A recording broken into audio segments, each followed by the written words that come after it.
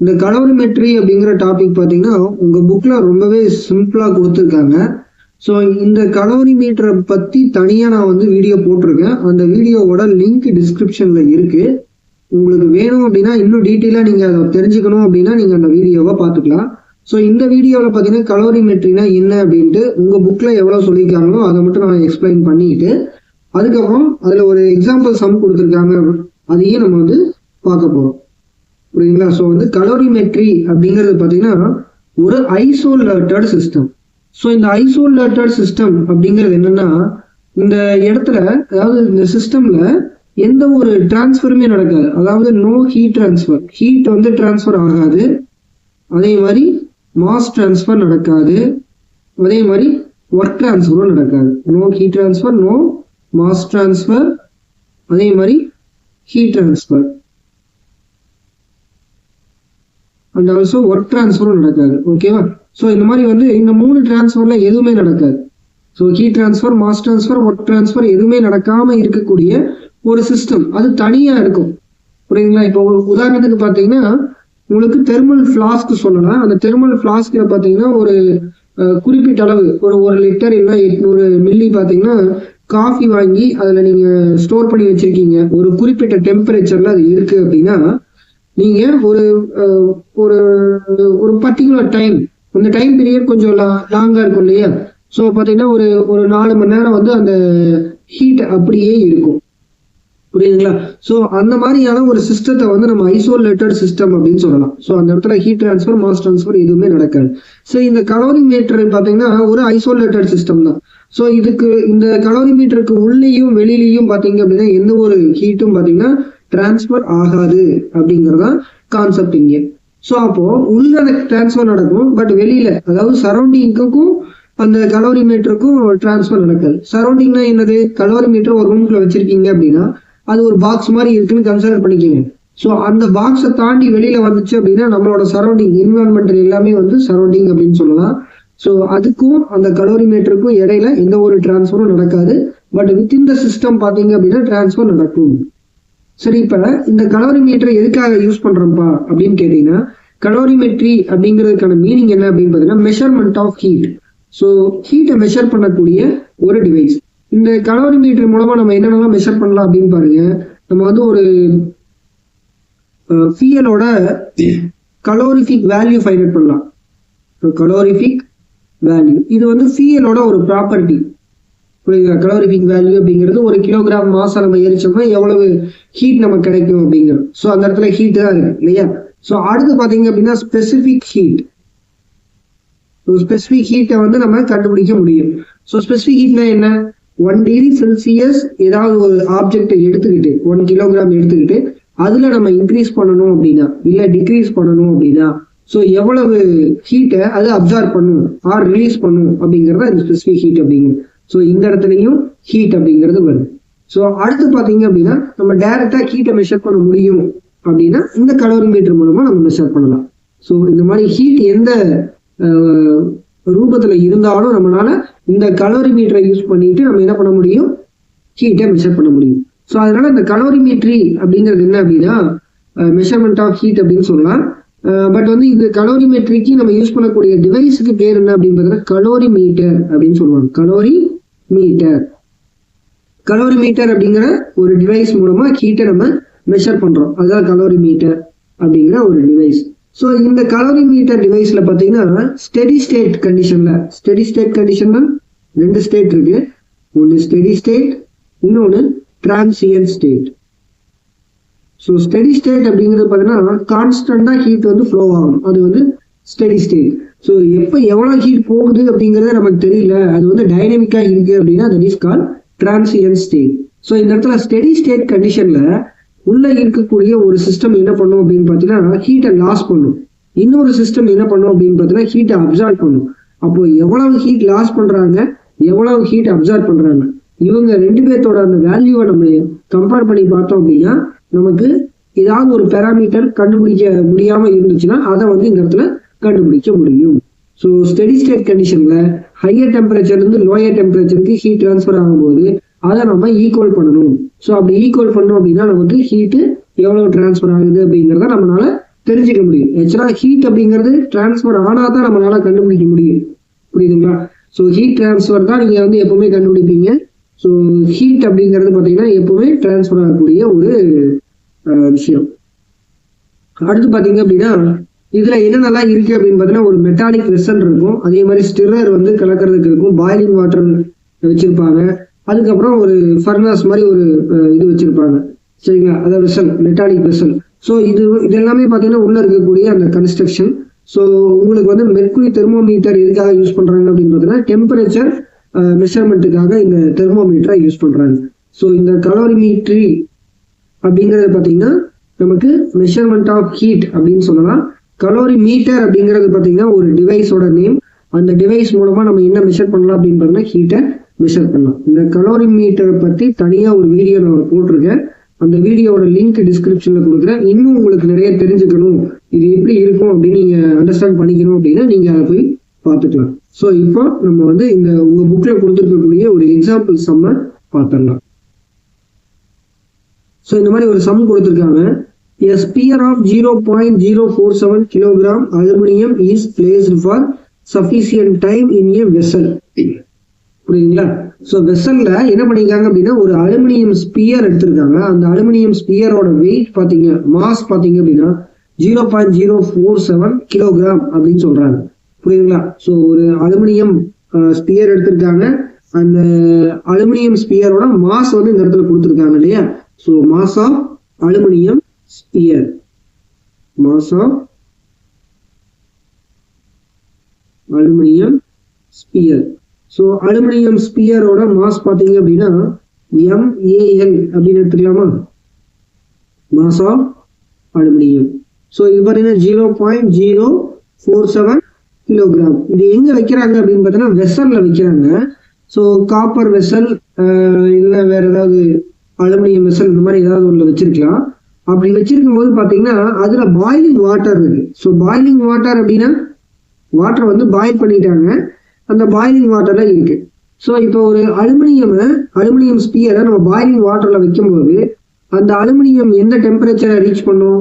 இந்த பாய்லிங் வாட்டரோட டெம்பரேச்சரை ரீச் பண்ணுமா? அப்போ இந்த இடத்துல டெம்பரேச்சர் கொடுத்துருக்காங்க. So that the sphere is at 100 degree Celsius. So initial temperature of the aluminium sphere அப்படின்னா இந்த 100 டிகிரி செல்சியஸை நீங்க எடுத்துக்கலாம்.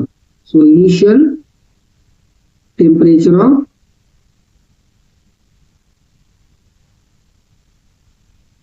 Aluminium sphere. புரியுதா? ஸோ டி ஆக்சுவலா இனிஷியல் டெம்பரேச்சரை நம்ம T1 அப்படின்னு எடுப்போம். ஸோ TAL1 அப்படின்னு எடுத்துக்கலாமா? ஸோ 100 டிகிரி செல்சியஸ்ல இருக்கு. புரியுதா? ஸோ ஸ்பியர், அலுமினியம் ஸ்பியர் எடுத்திருக்காங்க, அதோட மாஸ் வந்து 0.047 கிலோகிராம். அதோட இனிஷியல் டெம்பரேச்சர் பார்த்தீங்கன்னா 100 டிகிரி செல்சியஸ் கொடுத்துருக்காங்க. It is then immediately transferred to 0.14 kg copper calorimeter. So copper கலோரிமீட்டர்ல என்ன பண்றாங்கன்னா இதை இமீடியட்டா டிரான்ஸ்ஃபர் பண்ணிடுறாங்க. இந்த 100 டிகிரி செல்சியஸ்ல இருக்கக்கூடிய ஸ்பியரை என்ன பண்ணிடுறாங்க அப்படின்னா டிரான்ஸ்ஃபர் பண்ணிடுறாங்க. புரியுங்களா? ஸோ டிரான்ஸ்ஃபர் பண்ணதுக்கு அப்புறம் அதுல வாட்டரோட அளவு பார்த்தீங்கன்னா 0.25 kg இருக்கு. இதுல காப்பர் கலோரிமீட்டர்ல வாட்டர் பார்த்தீங்கன்னா 0.25 kg இருக்கு. அதுல டெம்பரேச்சர் பார்த்தீங்கன்னா 20 டிகிரி செல்சியஸ் இருந்திருக்கு. இந்த பாலை போட்ட உடனே பார்த்தீங்கன்னா 23 டிகிரி செல்சியஸ்க்கு மாறிடுச்சு. புரியுதா? ஸோ ஸ்பியரை என்ன பண்ணிருக்காங்க, அலுமினியம் ஸ்பியர் எடுத்திருக்காங்க, அது ஒரு குறிப்பிட்ட மாஸ்ல இருக்கு. அதுல பாய்லிங் வாட்டரை கொண்டு போய் அந்த ஸ்பியரை போட்டாங்க, அது வந்து 100 டிகிரி செல்சியஸை ரீச் பண்ணிச்சு.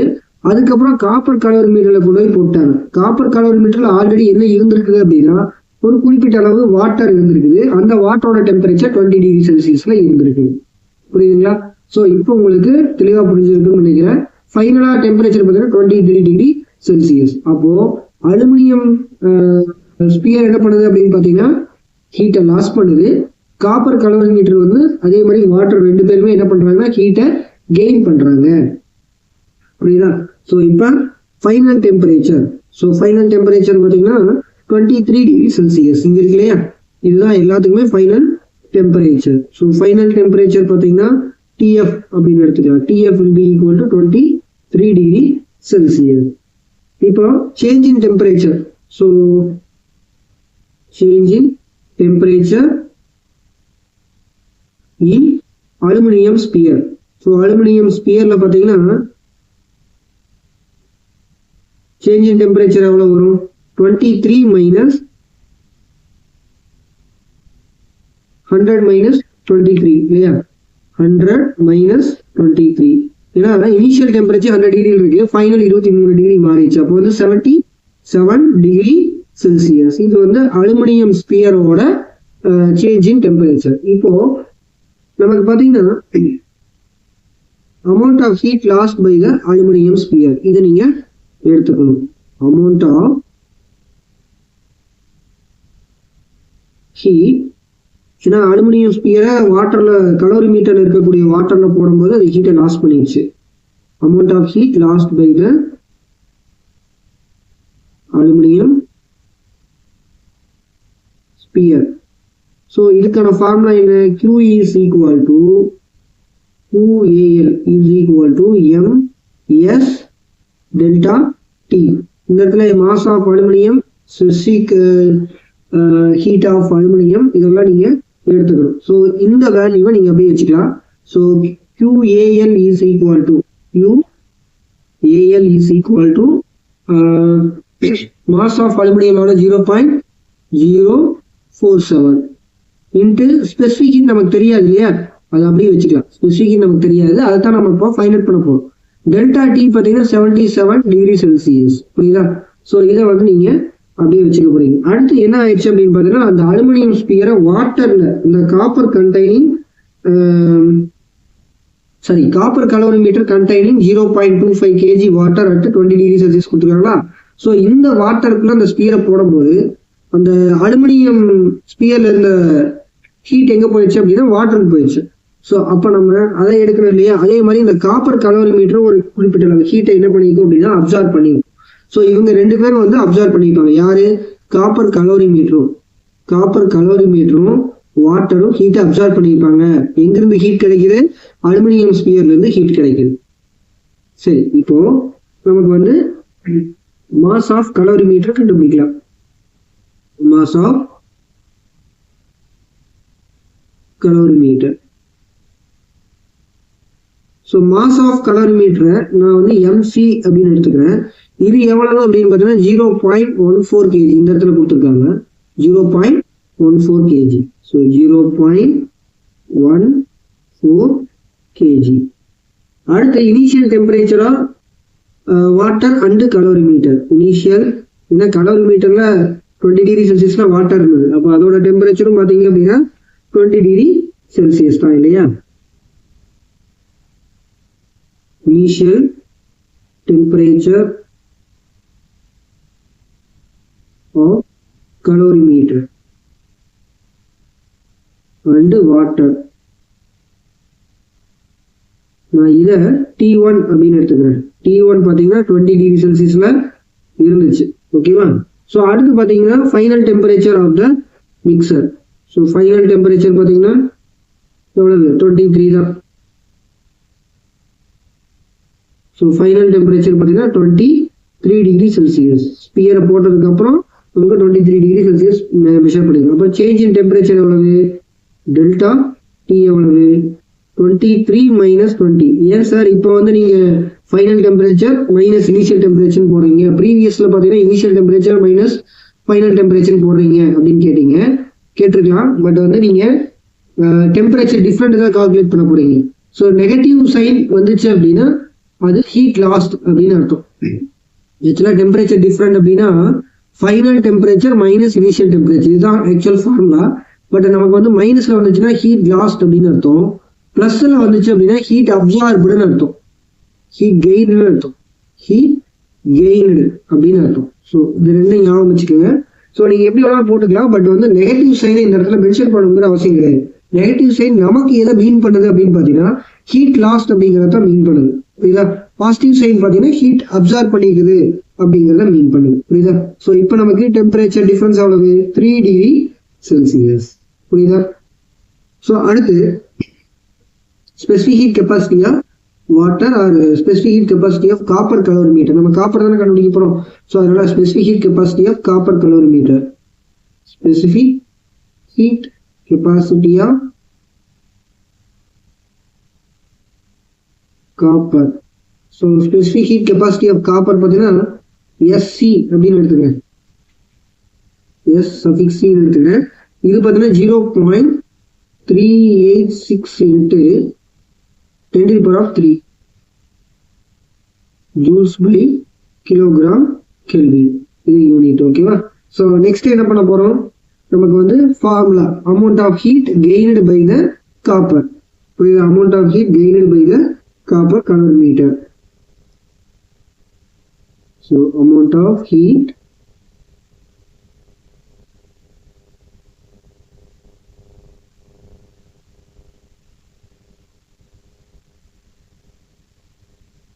கலோரிமீட்டர். இந்த இடத்துல QCன்னு போட்டுக்கிறேன். QCயோட வேல்யூ எவ்வளவு? அதே ஃபார்முலா தான், MC SC delta T. QC எவ்வளவு? MC மாஸ் ஆஃப் கலோரிமீட்டர் பார்த்தா 0.14. S ஆஃப் C பார்த்தீங்கன்னா 0.386 into 10 to the power of 3. இந்த இடத்துல ஏற்கனவே பார்த்தீங்கன்னா அலுமினியத்துக்கு SAL அப்படியே வச்சுக்கிட்டோம் இல்லையா? இந்த இடத்துல SAL அப்படிங்கிற வேல்யூவை அப்படி வச்சுக்கிட்டோம். இந்த இடத்துல பார்த்தீங்கன்னா கான்ஸ்டன்ட் வேல்யூவை நம்ம எடுத்துக்கிட்டோம். காப்பரோட ஸ்பெசிஃபிக் ஹீட் கெப்பாசிட்டியை எடுத்துட்டோம் டேரக்டா. பட் இந்த இடத்துல அலுமினியத்துக்கு நம்ம சப்ஸ்டியூட் பண்ணல. ஏன் அப்படின்னு கேட்டீங்கன்னா நம்மளோட ப்ராப்ளத்துல கேட்டிருக்காங்க, என்ன கேட்டிருக்காங்க, calculate the specific heat capacity of aluminium. So நம்ம எடுத்துக்கிட்ட அந்த ஸ்பியர் பாலோட ஸ்பெசிஃபிக் ஹீட் கெப்பாசிட்டி கேட்கறாங்க. அதனால நம்ம இந்த இடத்துல SAL வந்து நம்ம சப்ஸ்டியூட் பண்ணணும், நம்ம தான் கண்டுபிடிக்கணும். பட் இந்த இடத்துல பார்த்தீங்கன்னா நம்ம SC அப்படிங்கிற வேல்யூவை காமன் வேல்யூவை நம்ம எடுத்துக்கலாம். புரியுது? அதனால தான் இந்த இடத்துல நான் சப்ஸ்டியூட் பண்ணிக்கிறேன். மேலே வந்து SAL அப்படிங்கிறத அப்படியே வச்சுக்கிட்டேன். ஸோ டெல்டா Tயோட வேல்யூ பார்த்தீங்கன்னா 3 டிகிரி செல்சியஸ் இல்லையா? நம்ம முன்னாடி 23 - 20 பார்த்தீங்கன்னா 3 டிகிரி செல்சியஸ். அப்போ amount gained by the copper கலோரிமீட்டரோட வேல்யூ நமக்கு தெரிஞ்சிடும். ஸோ நெக்ஸ்ட் பார்த்தீங்கன்னா amount of heat gained by the water. Amount of heat gained by the water. So அப்போ வாட்டரோட மாஸ் வேணும் இல்லையா? வாட்டரோட மாஸ் வேணும். வாட்டரோட மாஸ் பார்த்தீங்கன்னா 0.25 kg இருக்கு. ஸோ மாஸ் ஆஃப் வாட்டர் எவ்வளவு? 0.25 kg. And then specific heat capacity of water வேணும். இதுவும் கான்ஸ்டன்டா நீங்க எடுத்துக்கணும். Specific heat capacity of water, இதோட வேல்யூ கான்ஸ்டன்டா பார்த்தீங்கன்னா SW எடுத்துக்கலாம். 4.186 into 10 to the power of 3 joules by kilogram Kelvin. அதே மாதிரி டெம்பரேச்சர் டிஃபரெண்ட் இங்கே என்ன வரும்?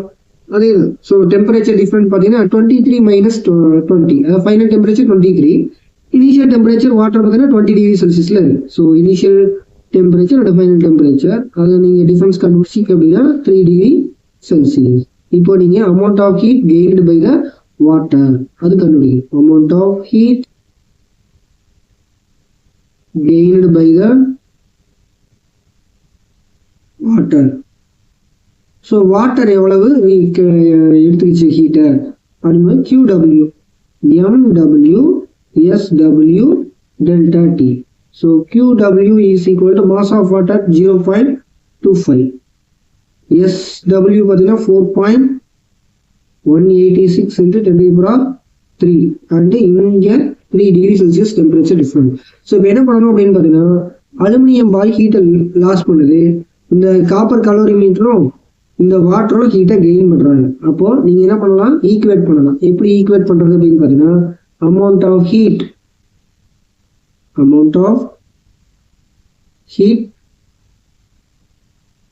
lost by the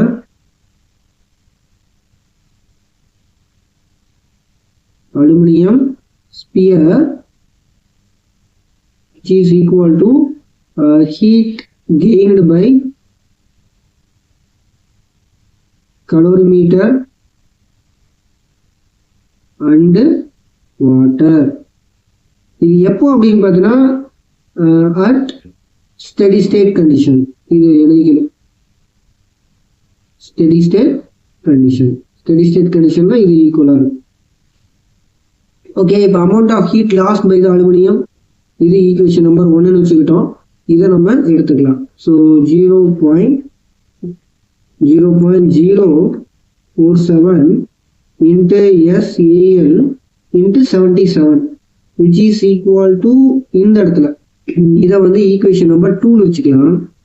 0.14 into 0.386 0.14 into 0.386 into 10 to the power of 3 into 3.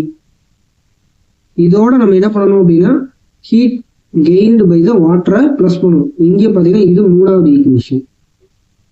இதை நம்ம ப்ளஸ் பண்ணணும்.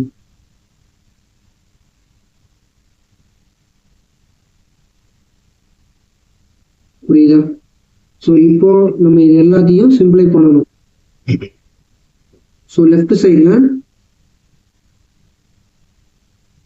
3.619 into S of aluminum. S of aluminum is specific capacity of aluminum. Right சைடில் பார்த்தீங்கன்னா இந்த இடத்துல 162.12 பிளஸ்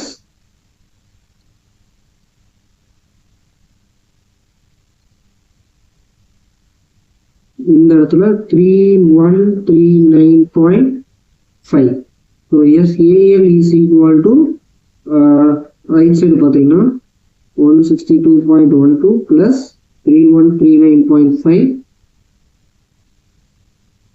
இதோட வேல்யூ பார்த்தீங்கன்னா 3301.62 டிவைடிங் பை 3.619. ஓகேவா? 3.619. ஸோ உங்களுக்கு எஸ் ஆஃப் அலுமினியம் பார்த்தீங்கன்னா வேல்யூ பார்த்தீங்கன்னா 912.30 கிடைக்குது. 2 இதோட value joules by kilogram kelvin. கிடைக்குது. பட் வந்து நீங்க கிலோ ஜூலுக்கு மாற்றணும் அப்படின்னா உங்க புக்ல கிலோ ஜூல் போட்டிருப்பாங்க. ஸோ கிலோ ஜூலுக்கு மாத்துறீங்க அப்படின்னா இந்த பாயிண்ட் இருக்கு இல்லையா, நம்ம பாயிண்ட் வச்சிருக்கோம் இல்லையா, அதை வந்து நான் வந்து லெஃப்ட் கொண்டு வந்துடுறேன். ஸோ லெஃப்ட் கொண்டு போது எத்தனை டிஜிட் நீங்க கொண்டு வரீங்களோ இன்ட்டு 10 to the power அந்த டிஜிட் போட்டுக்கலாம். ஸோ இப்போ இந்த இடத்துல பாருங்க 219 இந்த இடத்துல தான் பாயிண்ட் இருக்கு இல்லையா, 2க்கு அடுத்து பாயிண்ட் இருக்கு. இந்த இடத்துல 2 அப்படிங்கிற ஒரு டிஜிட் இருக்கு, இந்த இடத்துல 1 அப்படிங்கிற ஒரு டிஜிட் இருக்கு, 9 அப்படிங்கிற ஒரு டிஜிட் இருக்கு. ஸோ டோட்டலா 3 டிஜிட் இருக்குது. ஸோ 3 டிஜிட் தாண்டும் போது 0.912 into 10 to the power of 3 joules by kilogram kelvin அப்படின்னு போட்டுக்கலாம்.